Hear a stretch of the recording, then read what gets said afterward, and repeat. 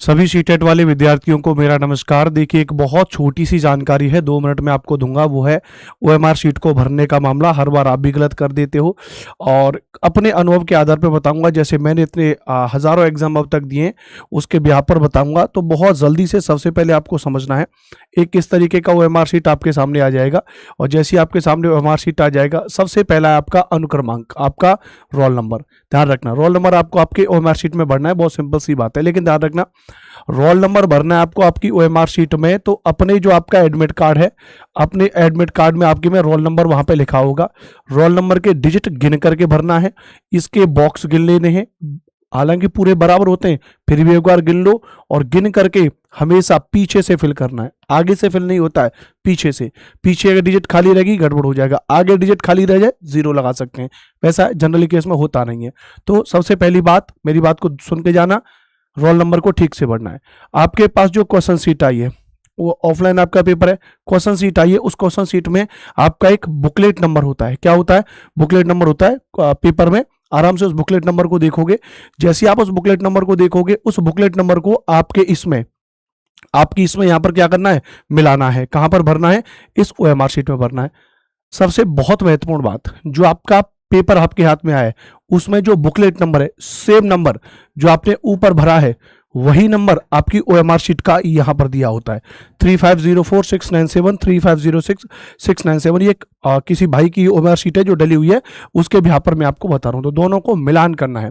आपकी OMR sheet का number, आपके पेपर का नंबर, दोनों कैसे होनी चाहिए? बराबर होने चाहिए। आपका जो पेपर आपके हाथ में है, उस पर एक नंबर दिया होता है ना? जी है, एच है, ई है, एम है।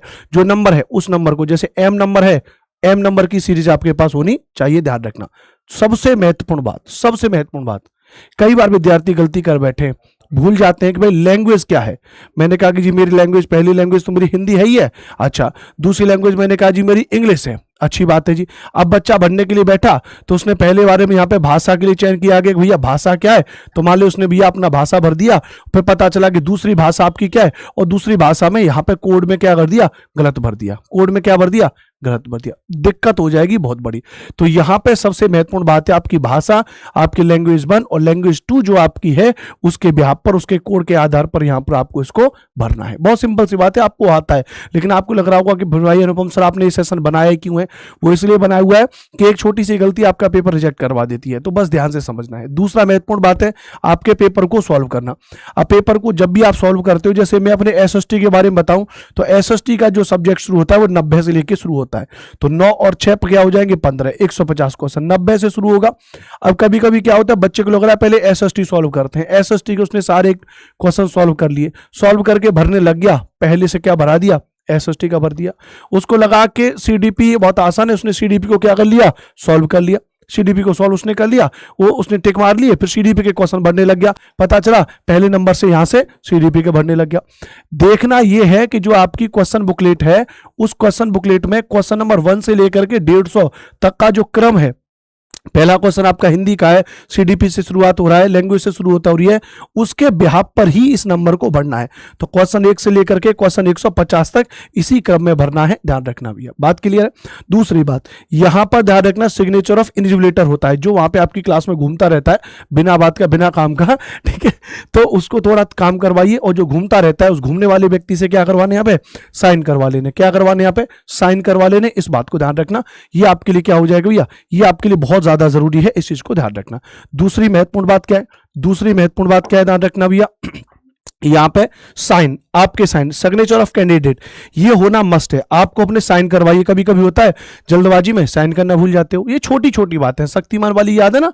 शक्तिमान जो होता था वो कहता था छोटी छोटी मगर मोटी बातें, तो बस ये वही वाली बातें। उससे भी बढ़कर के महत्वपूर्ण बात है आपका गोले भरने का तरीका। ये हो गया गोला भरना, ये हो गया गोला भरना, ये हो गया। अभी इस तरीके से छोड़ दिया, ये छोड़ दिया, ये सब रिजेक्ट होने वाला है।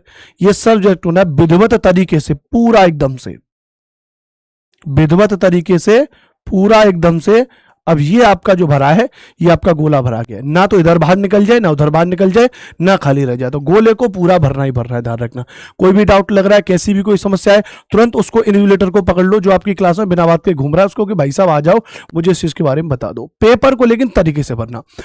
आप सभी को मेरी तरफ से, मेरी पूरी टीम की तरफ से आपको शुभकामनाएं, बेस्ट ऑफ लक, बेस्ट विशेष। खूब पढ़ाई करिए, खूब पढ़ाई तो हो चुकी है, खूब मन से पेपर दीजिएगा। अपने जो भी इष्ट देवी देवता हैं, आपका जो भी ईश्वर है, जो भी जिसकी भी पूजा अर्चना आराधना आप करते हो, अपने माता पिता का आशीर्वाद लीजिए, चरण स्पर्श करके पेपर देने जाइएगा एकदम ठंडे मन से, कूल दिमाग से, और ये सोच के जाना है कि जीतूंगा जरूर मैं। वो मंजर भी एक दिन आएगा, और मंजर कब आएगा? 7 और 8 तारीख को। अपने मन में ये दृढ़ विश्वास लेकर के जाइए कि मैं जीतूंगा, मेरा पेपर पास होगा। नहीं पढ़ाई कर पाया हूं, वो मिस्टेक्स रही है, जो भी चीजें, लेकिन मेरा पेपर पास होगा। शांत भाव से, शांत भाव से एलिमिनेट मेथड का इस्तेमाल करते हुए, कौन सा ऑप्शन गलत है उसके आधार पर, अगर कोई एक ऑप्शन गलत है पहले ऑप्शन को हटाओ, आंसर निकल आता है। एलिमिनेट विधि का प्रयोग करते हुए पेपर को सॉल्व करना है। जय हिंद, वंदे मातरम। आगे के लिए इस चैनल को सब्सक्राइब करके रख लेना। यह मेरा चैनल है, अनुपम भारद्वाज का चैनल है, तो मेरे साथ में बने रहिए, पढ़ते रहिए, मुस्कुराते रहिए। जय हिंद, वंदे मातरम।